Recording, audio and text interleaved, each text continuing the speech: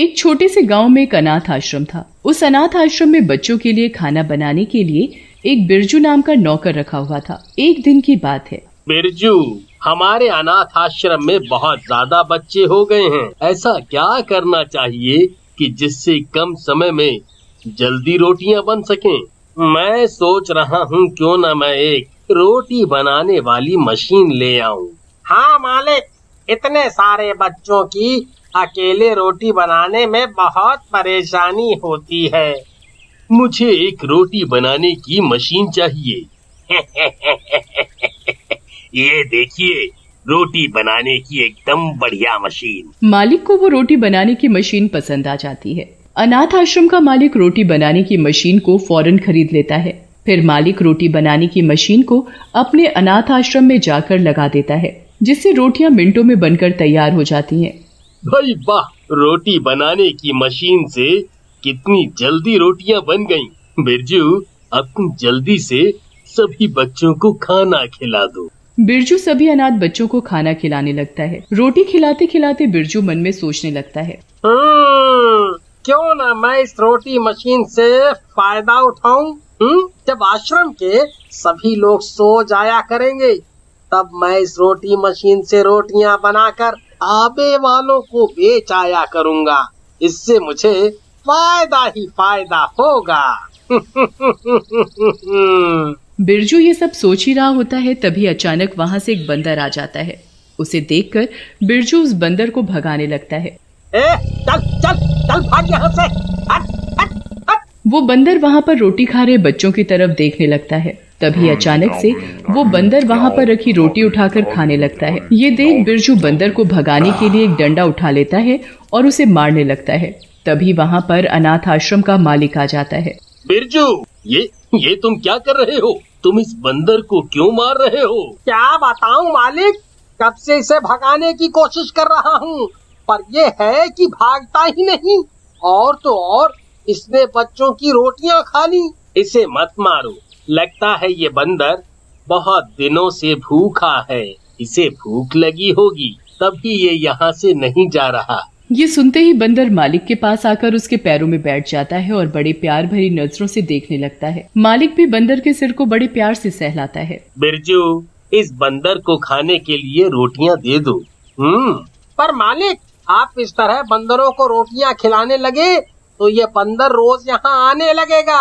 इसे देखकर फिर और भी बंदर आने लगेंगे। तो क्या हुआ अगर ये बंदर यहाँ रोज रोटी खाने आने लगेगा? जैसे यहाँ और बच्चे खाना खाते हैं, ये भी खा लिया करेगा। पर मालिक, ये ठीक नहीं है। पर कुछ नहीं, इस बंदर को अभी के अभी रोटी खिलाओ। अगर ये बंदर यहाँ रोज रोटी खाने आता है तो तुम इसे रोज रोटी खिलाओगे, ठीक है? बिरजू मालिक की बात सुनकर कुछ नहीं कहता और चुपचाप बंदर को लाकर रोटियां खिला देता है। बंदर भर पेट खूब रोटियां खाता है। जब उसका पेट भर जाता है तो वो वहाँ से चला जाता है। फिर जैसे ही शाम होती है। बिरजू, अब रोटी बनाने वाली मशीन का काम नहीं है, तुम उसे याद से बंद कर देना, ठीक है? ठीक है मालिक। मालिक के जाते ही बिरजू चुपचाप रोटी बनाने वाली मशीन से रोटियां बनाकर उन्हें ढाबे पर बेचने चला जाता है। ये रही तुम्हारी 100 रोटियां। ढाबे वाला बिरजू से रोटियां ले लेता है। ओए बिरजू, ये लो अपनी रोटी के पैसे। ओए बिरजू, एक बात बताओ, तुमने रोटी सप्लाई करने का नया काम शुरू कर दिया है क्या?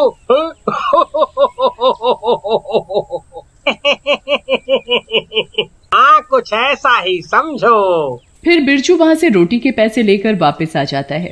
अरे, रोटी बेचने के चक्कर में मैं तो मशीन बंद करना ही भूल गया।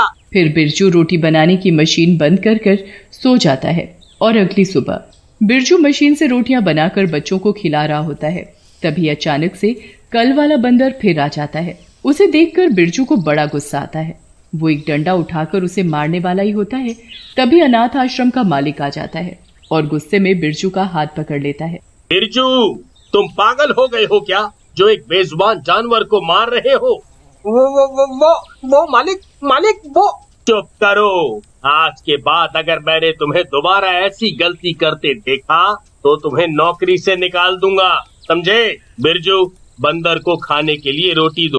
बिरजू बंदर को ना चाहते हुए भी रोटी दे देता है। बंदर रोटी खाकर वहां से चला जाता है। इसी तरह बंदर भी आश्रम के बच्चों के साथ रहने लगा।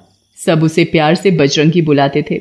बजरंगी आश्रम के बच्चों के साथ काफी घुल मिल गया था। वो बेजुबान होते हुए भी बहुत समझदार था। अनाथ आश्रम का मालिक भी बंदर को अपने बच्चे की तरह प्यार करने लगा था। इधर बिरजू रोज रात को सब सो जाते तो वो चुपके से मशीन से रोटियां बनाकर ढाबे वाले को बेचकर चोरी से पैसे कमा रहा था। ऐसे ही एक रात जब आश्रम के सभी बच्चे सो जाते हैं तो बिरजू रोटी बनाने की मशीन से रोटियां बनाकर उन्हें ढाबे पर बेच आता है। इस बात का पता बंदर को चल जाता है। फिर अगले दिन जैसे ही रात होती है, बिरजू सबके सोने के बाद रोटी मशीन से रोटियां बनाने लगता है तो बजरंगी उसे रोकने की कोशिश करता है।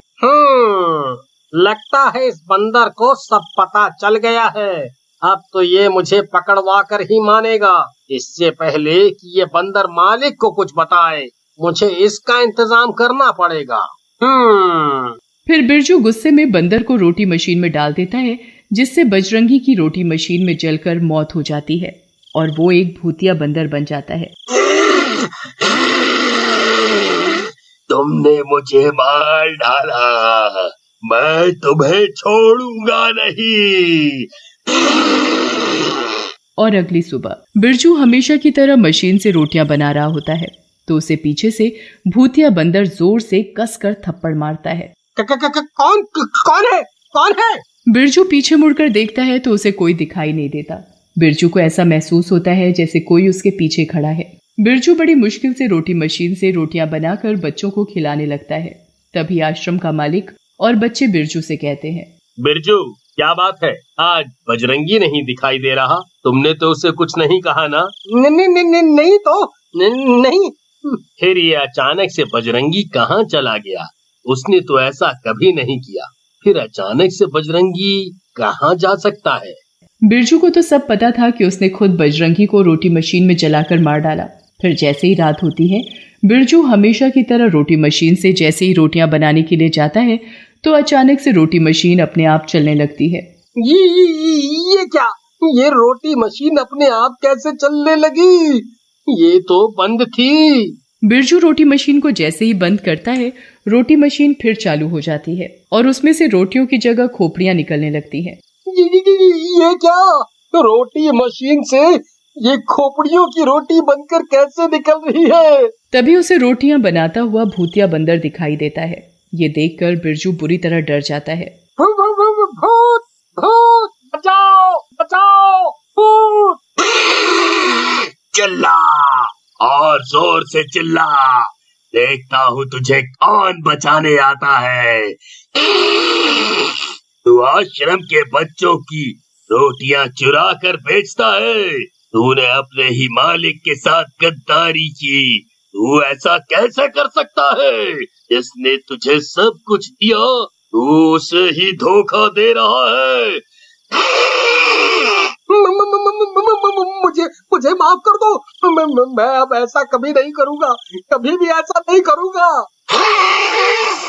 और जो तूने मुझे रोटी मशीन में जलाकर मार डाला। भूतिया बंदर बिरजू की गर्दन पकड़ लेता है। भागता कहाँ है? अभी तो मुझे तेरी रोटियां बनानी है। भूतिया बंदर बिरजू की गर्दन पकड़कर जोर जोर से हंसने लगता है।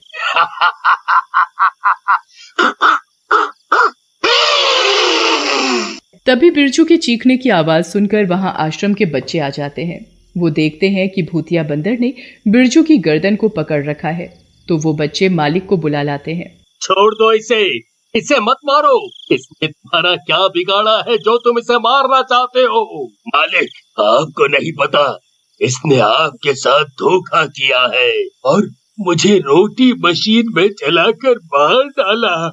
फिर भूतिया बंदर अनाथ आश्रम के मालिक को सारी बात बताता है। बजरंगी, छोड़ दे इसे। ये माफी के लायक तो नहीं है, पर इसकी सजा इसे पुलिस जरूर देगी। फिर कुछ ही देर में पुलिस आ जाती है और जैसे ही पुलिस बिरजू को पकड़ने जाती है तो भूतिया बंदर बिरजू को रोटी मशीन में डाल देता है, जिससे बिरजू की खोपड़ियों की रोटियां बनकर निकलने लगती है। इसके किए की सजा इसे मिल ही गई। फिर बजरंगी भी आसमान में एक रोशनी के साथ गायब हो जाता है और उसे मुक्ति मिल जाती है।